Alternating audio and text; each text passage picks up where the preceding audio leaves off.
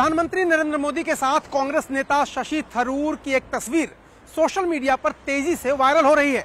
इस तस्वीर में प्रधानमंत्री नरेंद्र मोदी ने शशि थरूर का हाथ थामा हुआ है और वो उनसे कुछ बात कर रहे हैं। दरअसल प्रधानमंत्री को केरल में त्रिवेंद्रम में वंदे भारत एक्सप्रेस को हरी झंडी दिखाकर रवाना करना था। शशि थरूर वहीं से सांसद हैं। इस हैसियत से उनको उस कार्यक्रम में रहना था, लेकिन उसके पहले ही शशि थरूर प्रधानमंत्री का स्वागत करने के लिए हवाई अड्डे पर पहुंच गए, जहां प्रधानमंत्री का विमान उतरा और भारतीय जनता पार्टी के नेता वहां मौजूद थे। इस तस्वीर के सामने आने के बाद राजनीतिक हलकों में और सोशल मीडिया पर चर्चा शुरू हो गई।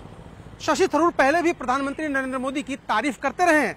ऐसे में उनकी प्रधानमंत्री के साथ इस गर्मजोशी वाली तस्वीर को लेकर न सिर्फ सोशल मीडिया पर बल्कि देश के राजनीतिक हलकों में भी लगातार चर्चा होने लगी और ये तस्वीर बेहद वायरल हो गई।